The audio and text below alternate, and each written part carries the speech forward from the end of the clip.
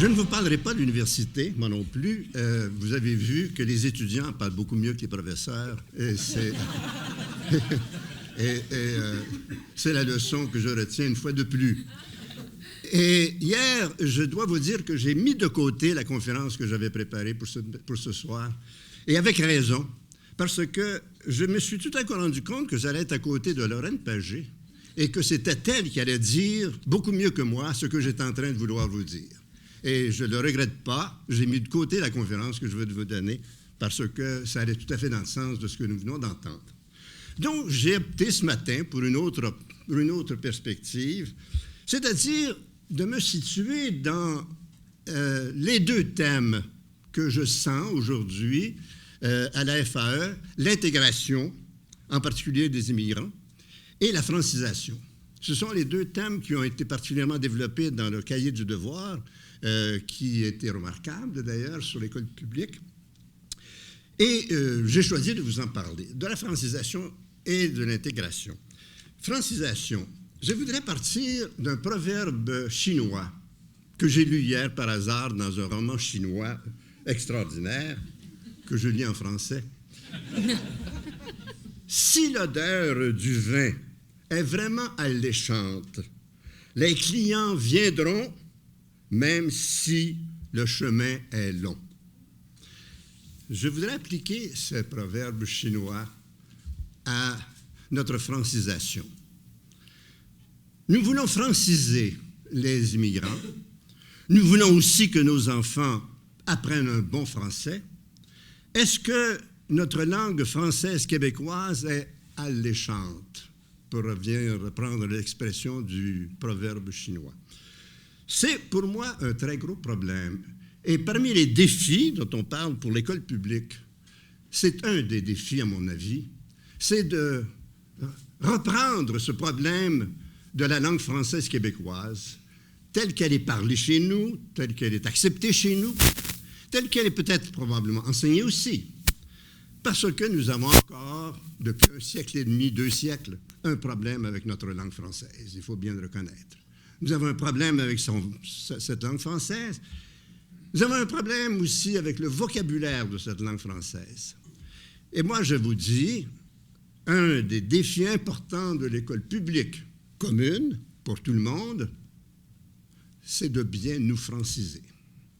C'est-à-dire de faire que l'enseignement et la pratique de la langue française soient agréables, que la langue française soit considérée comme belle pour nous et par nous, mais aussi pour d'autres, que les immigrants soient alléchés par la langue française québécoise parce que nous considérons qu'elle est belle et que nous la parlons bien.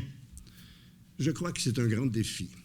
Et c'est un défi qui relève de l'école publique, c'est un défi qui relève de nos familles, c'est un défi qui relève des médias qui, à mon avis, sont loin de répondre bien à la mission qu'ils ont à cet égard, parce que nous vivons en ce moment dans une période, à mon avis, de laxisme en ce qui concerne la langue.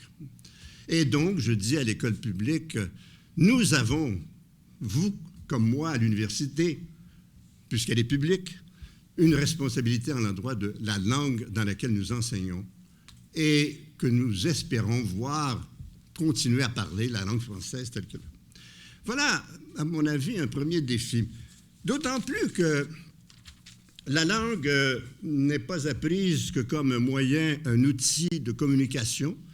La langue est aussi une clé, une porte d'entrée à une culture, un patrimoine. Et là encore, nous avons un problème avec notre patrimoine culturel québécois. Pouvons-nous être fiers? Avons-nous la capacité d'être fiers de ce patrimoine culturel québécois? Pourtant, oui, nous devrions l'avoir. Nous avons des richesses patrimoniales dans notre milieu physique, dans notre milieu intellectuel, dans notre milieu politique, dans notre vie économique. Mais nous n'avons pas développé la certitude en nous que ce patrimoine culturel a une valeur pour nous d'abord et qui a même une valeur universelle, qu'il représente des valeurs humaines universelles. Nous avons un gros problème de transmission culturelle. de transmission de notre bagage, de notre patrimoine culturel. Et l'école publique fait partie de ce problème. Elle a à le résoudre tout en faisant partie du problème. Et pour ma part, en tout cas, je crois de plus en plus qu'on ne peut pas avoir une politique linguistique sans qu'elle soit attachée à une politique culturelle. Parce que la langue est l'expression d'une culture et elle est riche, elle est alléchante dans la mesure où elle ouvre la porte sur une culture qui elle-même est riche et alléchante.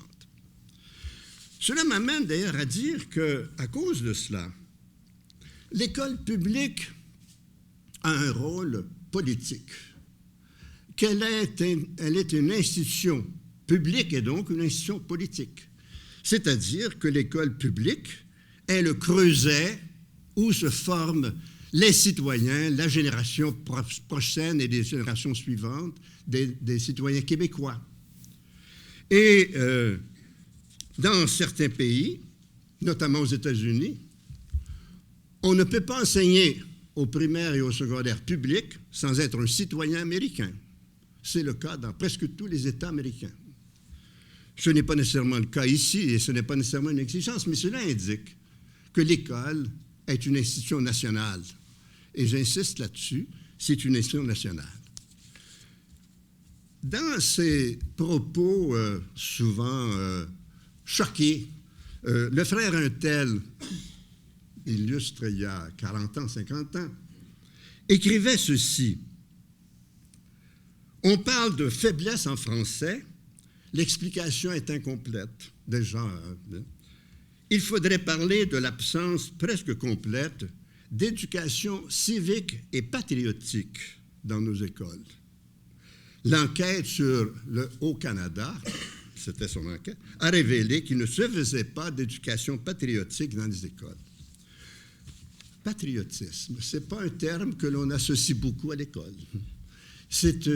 Et je dirais que nous avons un certain problème avec cet aspect de l'école qui doit être une école nationale, c'est-à-dire une école qui prépare des citoyens d'une nation particulière, qui est le Québec. Je crois que nous avons, au cours des dernières décennies, connu une mutation importante en ce que le patrimoine culturel du Québec s'est enrichi de beaucoup. Mais en même temps, nous avons mal utilisé ce patrimoine culturel et nous avons développé, je dirais, un déficit culturel qui est grave à mon sens.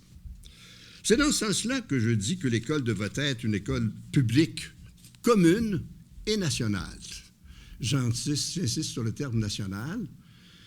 Dans beaucoup de pays, on considère que l'école est une institution nationale, sauf au Québec.